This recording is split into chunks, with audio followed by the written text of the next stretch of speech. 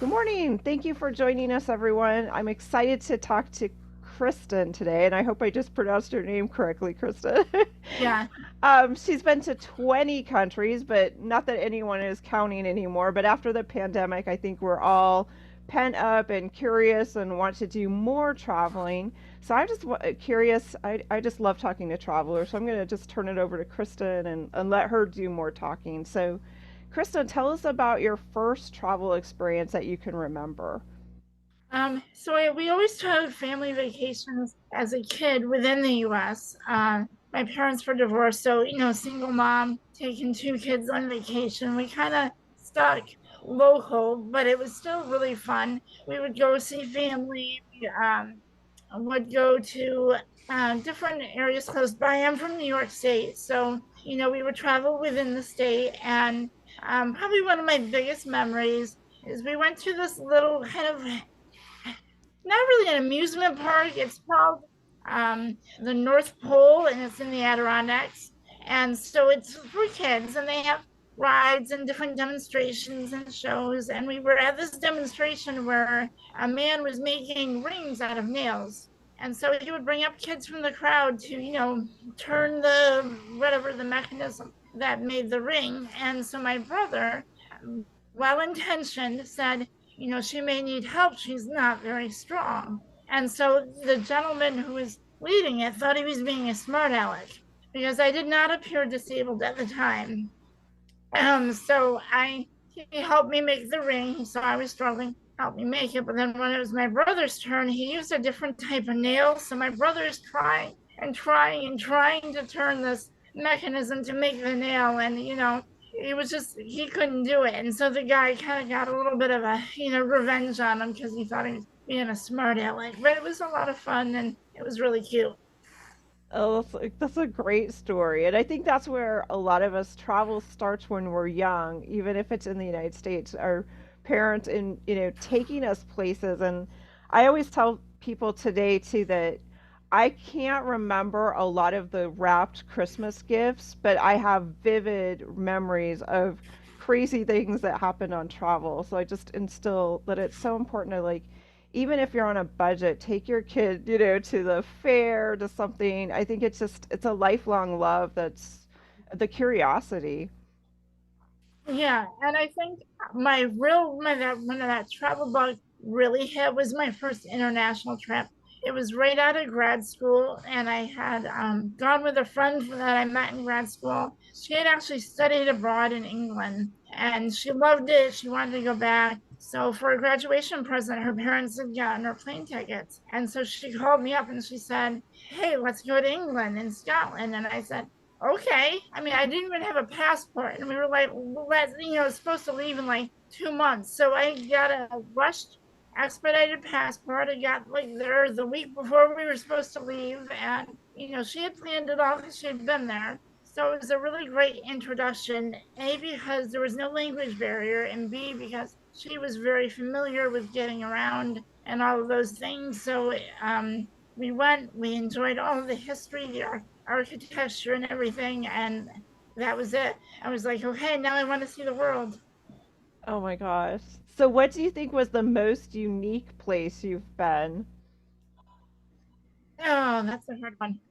Probably Antarctica. I mean, there are a few places like Antarctica, and it was just really beautiful, really quiet, really remote and wild. And so you don't have that same experience like when you're in a big city or and in a really popular tourist destination. I mean, Antarctica is popular, but it's limited on like how many people go, right? Because it's so remote. So it's a very connection with nature, very much an intimate experience. And it was just really incredible, the mountains, the glaciers, the whales and penguins, and everything.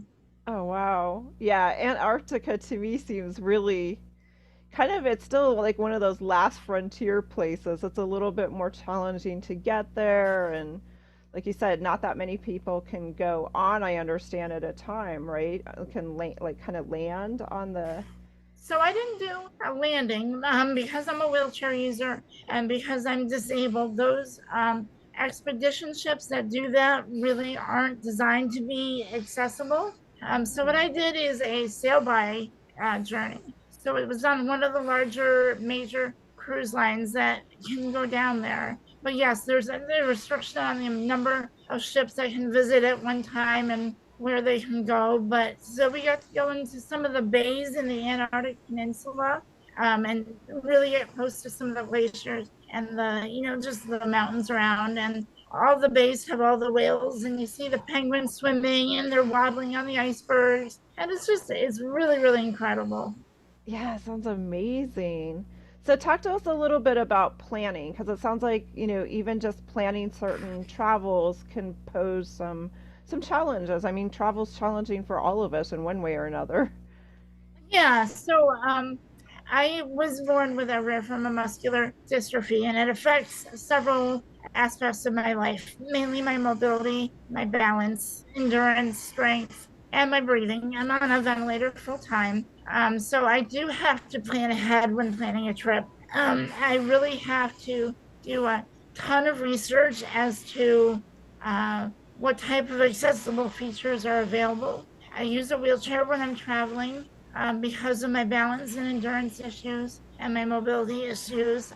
So I really need to make sure that they have accessible hotels and transportation and what can I see and do when I'm there. So all of that, I usually plan my trips at least a year in advance, sometimes more, because there is a lot of research involved and there's a lot of planning of how, okay, this is what I want to see, but how am I going to get there? And how can I navigate the city and what restaurants can I eat at and that type of thing. So there's a lot of thought and planning. And there's also a lot of limited accessible um, features. So like hotels usually have maybe one or two accessible rooms. So if you don't book early, you're going to miss out on getting that type of room that you need. The same with cruise ships. Cruise ships have more accessible rooms, but they're very limited and they're very popular, especially on popular itineraries. So if you don't book right when that itinerary is released, you may not get an accessible room and may not be able to take that trip that you want. So it's really a lot of forethought, a lot of planning, and looking at how am I going to arrange this and how am I going to make sure my needs are met. Wow, yeah, that is. What are some resources? Are there certain websites or companies that you might recommend for other um, persons that have some accessibility issues like yourself?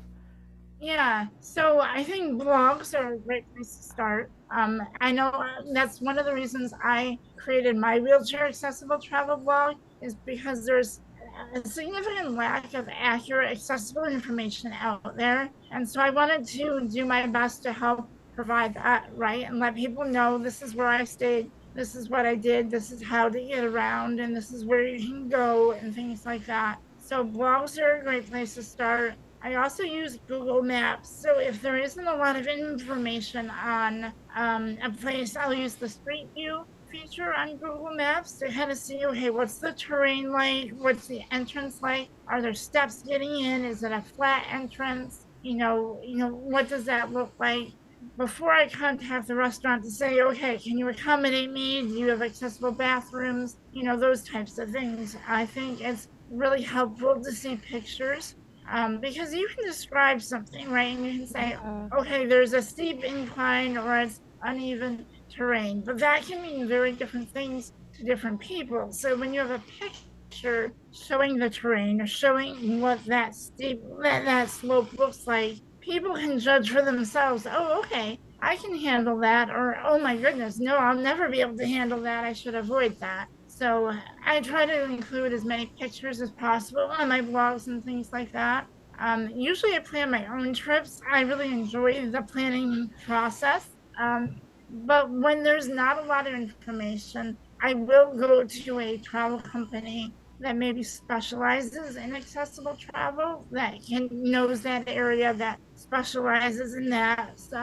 So for example, I'm kind of thinking ahead and planning a trip to Asia. And Asia, there's really limited information on accessibility and what to expect and what the challenges may be. So there's a fantastic company called Epic Enabled. No, sorry, that's not the right one. That is oh shoot, what's the name of the company? I had it on the tip of my tongue, Yeah, but that's okay. We I'm can be. using this company that specializes in Asia travel. The person that founded the company has parents that are disabled. Her father used a wheelchair and her mother was blind. So she really knows like multiple challenges and multiple types of disabilities to be able to help you plan a successful trip there. Wow. Yeah, it is. I can just now I'm just thinking even sometimes when I'm walking in Europe because that's the place I've been most. There are the streets are narrow. There's often a lot of stairs. The historic hotels, again because they don't want to put in an elevator or the cost. So you're right. Just asking those questions of where to park. How many stairs because even for as we get older, it's the same thing. It's like one place in Italy that has like 100 stairs to get way up to the top. Yeah, it has a view, but do I want to climb all those stairs or am I capable of doing that? That's some great information. How about tips for flying? Flights must be a challenge. Flights are a huge challenge, and it's one of the reasons people with disabilities actually don't travel because right now the challenges for long haul flights or any type of flight is damage to your wheelchair or your mobility device. Unfortunately, that happens on a daily basis by airlines. So that is one of the biggest fears and concerns because when that happens, you're essentially breaking someone's legs. You're taking away their independence, their ability to navigate the world in their space. And a lot of people have customized wheelchairs. So it's not just a generic wheelchair you can rent from, a regular company. It's specialized to your needs so you don't get pressure sores or so you have supports and things like that. So when those are damaged, and sometimes it can take months to repair, by the time you get through all the red tape and paperwork, you're really in a difficult position, and people have a huge fear of that. So that is one of the challenges. The other challenge is accessible bathrooms on planes. So wide body aircraft have what they call accessible bathrooms, but it's not the same as what we experience on land. So usually their solution is to open up a doorway in between two regular bathrooms and to give more space, but there may not be adequate grab bars for help with transferring, or there still might not be space for a safe type of transfer. So a lot of people dehydrate themselves, they stop eating in order to fly, which of course is unhealthy, but that is how they try to problem solve that situation. If you're male, sometimes males will take catheter systems and a blanket so that they can relieve themselves in their seat, discreetly and, without, making a big deal out of it. But for women, it's a tougher situation. And it leads a lot of people to wearing like adult diapers in case of an emergency, which is really embarrassing and really not comfortable. So a lot of people just avoid all that and travel domestically or don't fly at all, which is really sad. There are organizations that are trying to change that. Allwheelsup.org is one of those nonprofits. So what they're trying to do is allow people to actually stay in their wheelchairs on the planes, and this way it reduces the risk of damage to your chair, but it also is a more comfortable experience because you have those supports and that specialized equipment to make the flight a little more comfortable. Wow, that is a great resource you just mentioned. And is it suggested that maybe I don't know if there's like the FA, I don't know if it's the FA, the Federal Aviation Association, or where people might even like write letters or make people more aware because you brought up a great point. I mean, staying in your chair is the best bet for many different situations. And if they could just, maybe remove some rows or make it so that you could just fit that on, that seems to solve a lot of problems. It doesn't quite yet solve, again, making a bathroom accessible. But you're right. I did, thinking about the flying, I mean, I can't imagine not, that's a long time to go for any of us. Sometimes I don't like to use the plane bathroom either. I mean, they're minuscule, small, so even if you're a larger person, I just don't see, most of the time it's basically impossible to really get in there. It's just terrible. Yeah, they're closet size, right? I mean, they're not like for normal people. They're, in a pinch. So it is challenging, and I think timing of your flights is also important, right? So sometimes it's helpful. Like when I fly to Europe, it's usually an overnight flight, right? So I try to get the flight as late as possible because that way I can use the restroom at the airport before I board the plane, and usually try to sleep on the plane, if it's like an 8 hour flight or something like that to Europe. And that way, for me personally, I usually don't have to use the bathroom while I'm sleeping at night. So if I can plan timing wise accordingly, sometimes that helps, especially if I don't drink a lot that day. That reduces the chances that I'll have to use the restroom. And then I try to drink as much as I can when I arrive to help rehydrate myself and, keep healthy or whatever. So I think timing of flights is important. I know when I try to factor in layovers, if I can't do a direct flight, because I'm from New York State, sometimes I can, manage a direct flight. I'm not from the city, but the city's not that far away, and you can do a lot of direct flights from New York City. But if I fly from a more local airport, I make sure to leave at least a 2 hour layover because you're always the first one on the plane and the last one off the plane when you have mobility issues. So you have to really factor in how much time it's going to take people to disembark the plane and for you to make it to your next gate, especially if you're at a large airport. I mean, Atlanta's huge, New York airports are huge, all the major hubs are very, very large. So you want to make sure you have time to get to your next gate. You have time to use the restroom if you need to, so you can, avoid having to worry about that on the plane itself.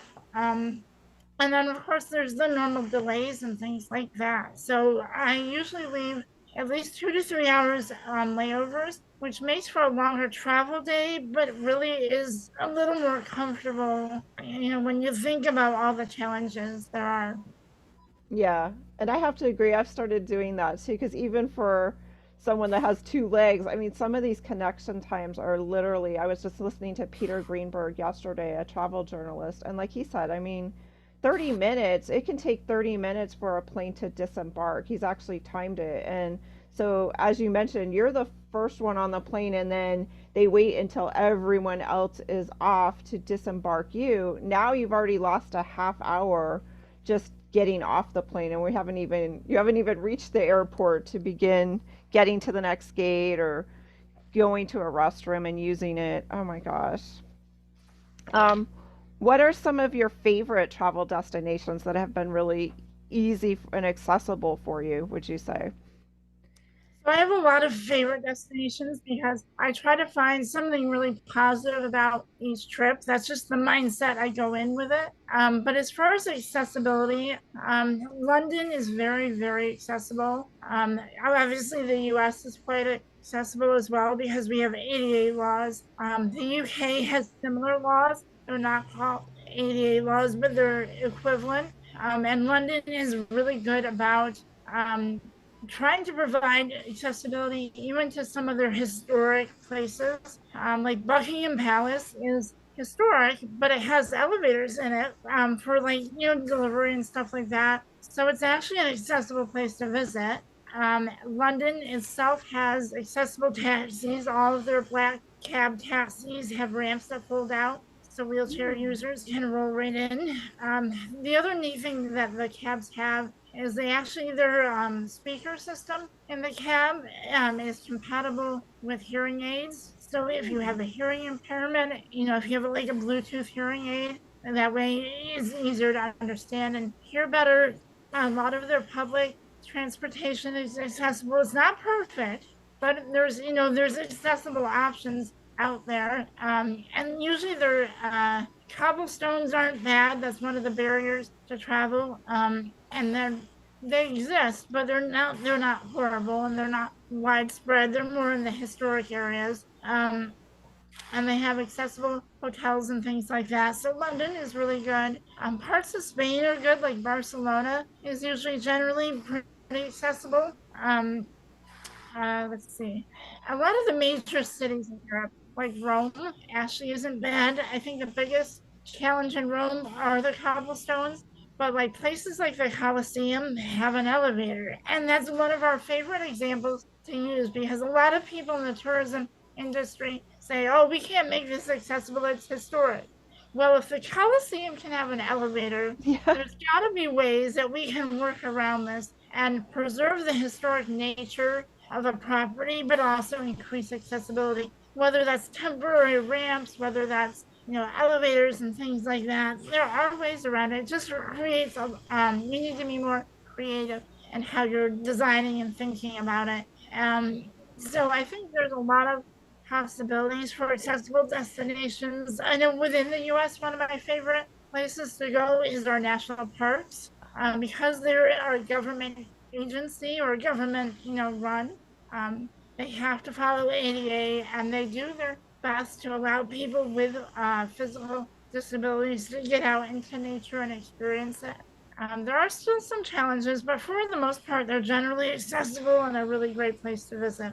Yeah, those are some great tips for people. And like you mentioned, just being able to get outside, I think that's huge, especially all of us for health reasons.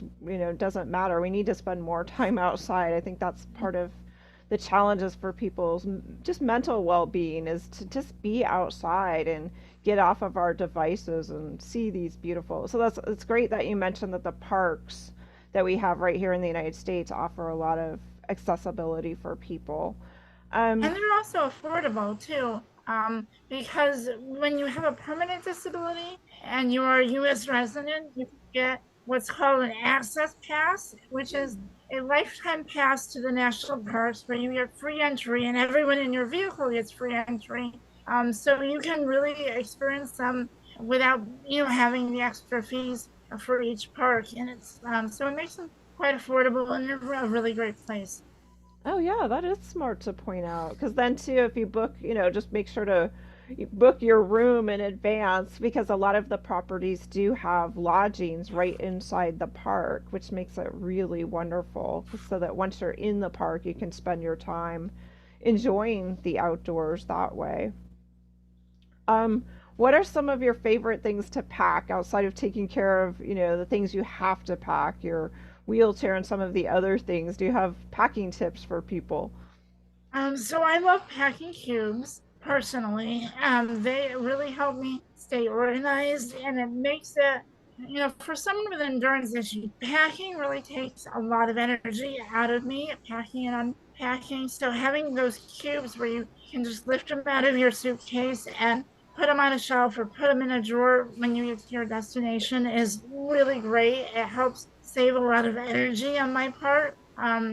And keep organized, like similar stuff. But I also, something I love personally is a really versatile dress, right? One that doesn't wrinkle, one that kind of covers the knees and the shoulders. So if you're visiting religious sites, you don't have to worry about that, but they're cool, right? But they can be Hmm. dressed up and dressed down. So they're really versatile as far as where you're traveling. I know when I go to Europe, I try to dress nicer than even my Yeah. everyday stuff because their fashion sense is a little more elevated than what we have in America, right? So I try Yeah. to blend in with whatever destination I'm visiting because I don't want to be seen as the tourist, right? Not Right. only does that kind of make you a target for pickpockets and stuff like that, but it's also you just feel more like you're blending into the culture and you get to experience more when you're trying to,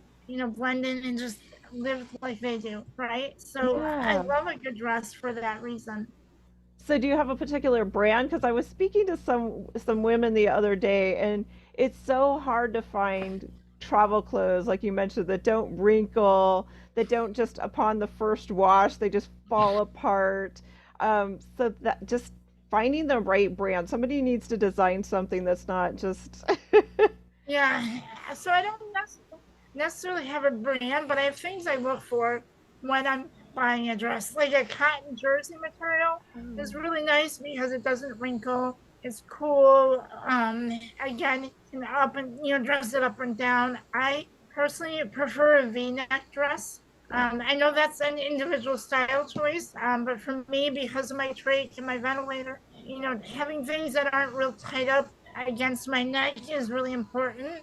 So a V-neck dress, I can put a camisole under it if I need to, if I want to dress it up. I like short sleeves because again, it covers your shoulders a little bit. And certainly some countries are more modest in how they dress, and so it kind of helps with that.